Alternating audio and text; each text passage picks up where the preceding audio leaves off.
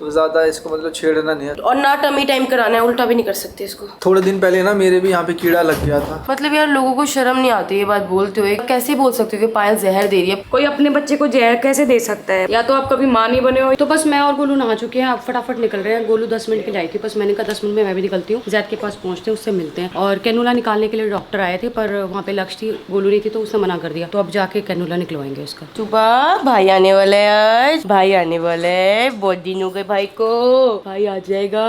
फिर राखी भी खुश हो गई, फिर राखी भी आ रही है। अब राखी बांधोगी तीन भाइयों को, राखी बांधेगी मेरी गुड़िया। तो क्या चाहिए राखी पे? इसको हम राखी पे ना, फर्स्ट राखी पे इसको बार्बी डॉल गिफ्ट करेंगे। जब बड़ी होगी ना इसको दिखाएंगे इसके भाई ने इसको बार्बी डॉल दी थी। तो ना मुझे ना 1 से 2 हफ्ते ना इसको ऐसे पिलो में घुमाना है, क्योंकि ना इसके ऑपरेशन हुआ है तो उसकी वजह से इसको स्टिचेस आए हुए हैं। तो स्टिचेस के अंदर कहीं ना पेन ना हो जाए, कहीं मेरे हाथ से 19-20 ना हो जाए। तो डॉक्टर ने बोला एक फ्लैट सर्फेस पे रखना है। तो इसको पिलो में घुमाऊंगी और पिलो में सुलाना है। मतलब इसको ना गर्दन में नहीं लगाना जैसे हम लगाते थे ना कि हाँ चुप हो जा। तो ज्यादा इसको मतलब छेड़ना नहीं है, सीधा सुलाना है। बब भी साइड होके करवाना है। जैसे इसको दूध पी लिया तो बब करवाना है, ऐसे एक साइड करके फिर करवाना है, ऐसे अपनी तरफ करके नहीं। ना मालिश करनी है पेट के पास, ना नहलाना है इसको, सिर्फ और सिर्फ स्पॉन्ज कराना है। और ना टमी टाइम कराना है, उल्टा भी नहीं कर सकते इसको। मैं ये कह रहा हूँ कि अगर तुझे लग रहा है ना कि अगर आज छुट्टी दे रहे हैं तो आज छुट्टी मत लियो, एक दिन और रख ले इसको। मैंने ना बोला डॉक्टर को जो आपको सही लगे। कल मेरे को डॉक्टर्स ने कहा था कि इसको शिफ्ट करेंगे कल, मतलब आज शिफ्ट होना था, बट उन्होंने कल ही इसको रूम में शिफ्ट कर दिया। तो डॉक्टर्स ने बोला है कि इसकी जो ड्रिप्स है वो बंद करके सारी ओरल दवाई पे लाते हैं। मैं फिर भी एक बार पूछ लेती हूँ कि अगर आपको लगता है तो एक दिन और रह लूंगी, कोई बात नहीं, बट ये प्रॉपर तरीके से ठीक हो जाए फिर ही घर लेके जाऊंगी। गोलू के ना यहाँ पहले भी बाल उड़ गए थे, तो मैंने एक दवाई लगाई है जिससे ना भी दाने निकल गए, और दाने निकलते ही यहाँ पर कंफर्म बाल आ गए हैं ना बाल। पर गाइस इतना पेनफुल प्रोसीजर है। जरा जिस दिन दवाई लगाई थी ना, पायल ने लगाई थी। चिकू पापा ने पायल को बोला, पायल रात को आई मेरे पास दवाई लगाने के लिए। पहले बच्चों की दवाई उठा के ले आई ZND वाली, और कहती गोलू आज दवाई लगाओ मेरे। मैंने कहा क्या दवाई? मैंने कहा बच्चों की दवाई है ये। तो इसने मेरे दवाई लगाई।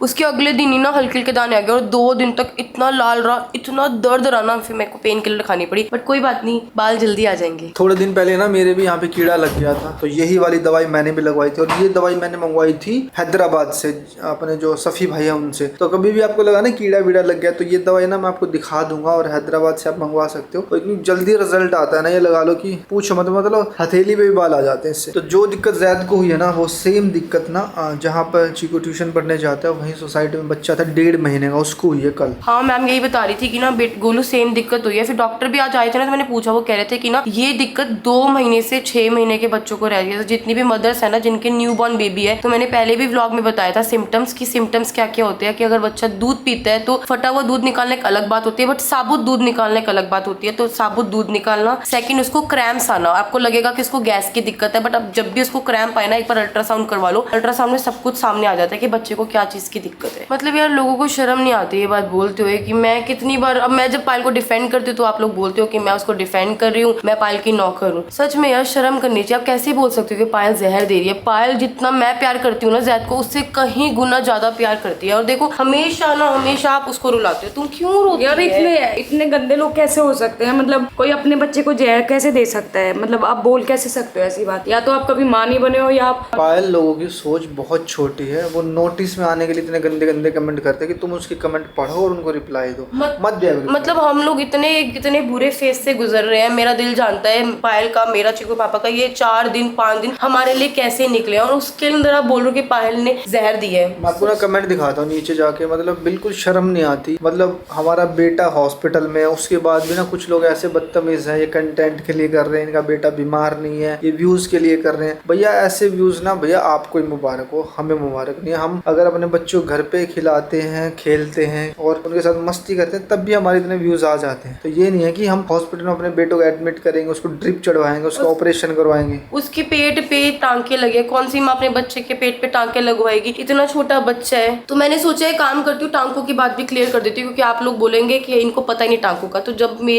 जैद का ऑपरेट नहीं हुआ था ना, तो मेरे डॉक्टर सर्जन से बात हुई थी। उन लोगों ने ये बोला था कि हमें नहीं पता, हमें सिर्फ अल्ट्रासाउंड में दिख रहा है कि जो आंतें वो इससे जुड़ी हुई है, पर ये नहीं पता कि आंतें खराब है कि नहीं। अगर आंतें खराब होगी तो हमें वो हिस्से को कट करके सिलाई करनी पड़ेगी। अगर हम ये प्रोसीजर करते हैं तो 6 टांके आएंगे। अगर आंतें ठीक हुई, एक दूसरे के साथ जुड़ी होंगी, तो हम लोग क्या करेंगे, अंदर कुछ सामान जो डलता है उससे करके सिर्फ आंतों को खोल देंगे। अगर हम आंतों को एक दूसरे के साथ वापस खोल देते हैं तो 2 से 3 टांके लगेंगे। तो इस प्रोसीजर को लगेगा 1 घंटा। तो भगवान का शुक्र है कि जैद की जो आंतें थी वो खराब नहीं हुई थी। डॉक्टर ने सिर्फ और सिर्फ प्रोसीजर करा, उसका अपेंडिक्स काटा, उसकी जो आंतें फंसी हुई थी उसको खोला। तो उसको एक टांका यहाँ है, एक टांका यहाँ है और एक टांका जो है वो अंदर की तरफ आया है उसकी नेवल के ऊपर। ये रात को लेट नाइट जागना, टाइम पे खाना नहीं, उसकी वजह से हो रखी है। ये वाली दवाई ना मैंने भी अभी लिया है, मुझे भी थोड़ी सी तकलीफ हो रही है गले में, तो गोलू भी यही दवाई ले रही है। गले में तकलीफ के साथ दर्द भी हो रहा है। साफ करके उसे रैश वाली क्रीम लगा दे। हाँ मैं रैश वाली क्रीम लगा। मैं ये चीज सोच रही हूँ कि ना काम करते हुए वो सो रहा है तो कैनला ना रिमूव कराओ ना, तब उठेगा तब करवा लूंगी, है ना।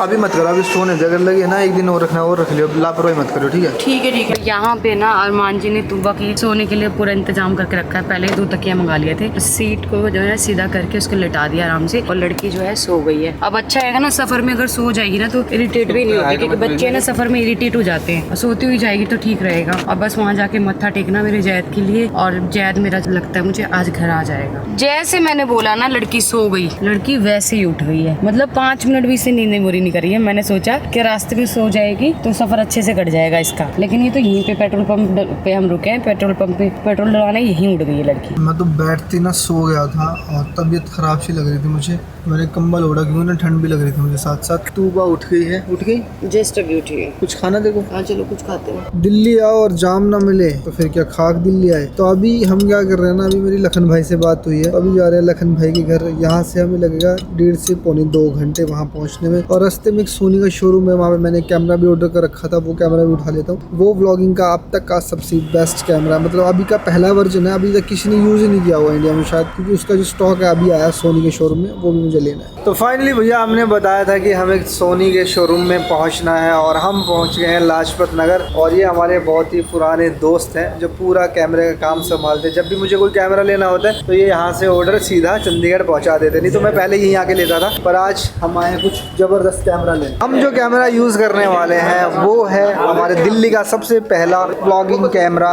ZV-E1। दादा ये अब तक कौन यूज़ कर रहा है? ये अभी पहला नॉर्थ का कैमरा आप ही को दिया जा रहा है, सबसे पहला कैमरा आप ही के नाम के। मुझसे पहले लखन भाई यूज़ कर रहे हैं, वो गए थे बाहर घूमने के लिए, वो लेके आए वहाँ से।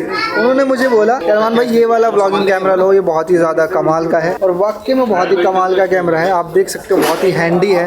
मतलब ये वो कैमरा है सोनी A7S III का, मतलब अगर हम बोला जाए तो उसकी अगर वर्जन निकाला जाएगा ना, ये AI टेक्नोलॉजी पे न्यू कैमरा है, अभी रिसेंटली लॉन्च किया है। ये AI टेक्नोलॉजी पे पूरा वर्क करता है। तो गाइस सिर्फ मैंने कैमरा ना अभी इन्होंने मेरे हाथ में पकड़ाया था, और सच में इतनी क्लियर क्वालिटी है इसकी, इतनी क्लियर क्वालिटी है। मैं तो सोच रही हूँ जो मैं अभी यूज़ कर रही हूँ उसे छोड़ के अब मैं यही यूज़ करूँगी। अगर मैं बात करूँ ना तो A7S III का वर्जन है ये वाला, पूरा वर्जन, क्योंकि वो थोड़ा सा ना भारी हो जाता था, और ये बिल्कुल हैंडी है। मतलब मगर अगर मैं ब्लॉगिंग कर रहा हूँ ना तो 15-20 मिनट कंटिन्यू मैं इस कैमरे को हाथ से चला सकता हूँ। नहीं मुझे तो बहुत ज़्यादा पसंद आया। और जो ये 14mm लेंस है, ये पहले बड़ा में आता था और अब इन्होंने छोटा कर दिया, पता कमाल है, मजा आ गया। वेट के अकॉर्डिंग मैं इसे मतलब टिल्ट भी कर सकती हूँ हर जगह ना। तो ये इसी कार्यक्रम के साथ, और मैं बता देता हूँ ये कोई स्पॉन्सर नहीं है, ऐड नहीं है, ये हमारा दिल कर रहा है इसलिए हम आपको बता रहे हैं, इनके लिए स्पेशली जो ब्लॉगर है। हाँ, जो ब्लॉगर है जो डेली व्लॉगिंग करते हैं, अपना रूटीन दिखाते हैं सभी को, उनके लिए ये वाला कैमरा जो है। और जब भी आप यहाँ पे आएंगे आपको स्पेशल डिस्काउंट मिलेगा। अगर आपको मार्केट रेट जितना है मिले उससे 20-50 हज़ार रुपये कम दे देना, ठीक है। सबको खिलाओ।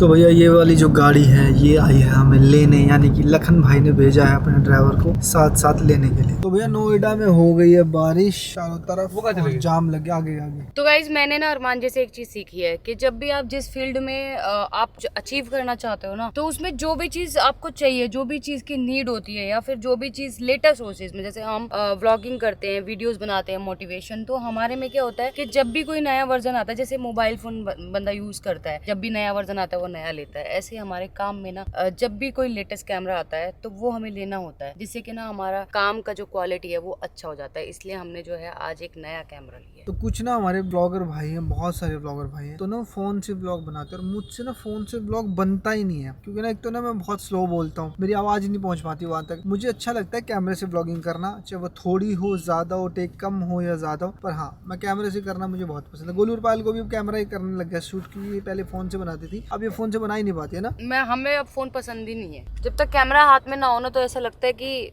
व्लॉग बनाने में मजा नहीं आता। तो गाइस फाइनली हम पहुंच गए हैं लखन नीतू से मिलने, साथ में मम्मी पापा से मिलने। तो मम्मी अभी वॉशरूम में बस आ रही हैं हमसे मिलने के लिए, और बहुत एक्साइटेड उनसे मिलने के लिए। तो फाइनली भैया हम पहुंच गए हैं, पापा श्री आ गए। पापा चली गई है सुबह के पास, तबीयत ठीक है, बाल वाल ठीक चल रहे हैं, दादी आ रही है अभी। हो जाए ठीक है। हाँ जी, कहाँ पहुँचे हैं? कहाँ पहुँचे? दादू के पास पहुँच गए।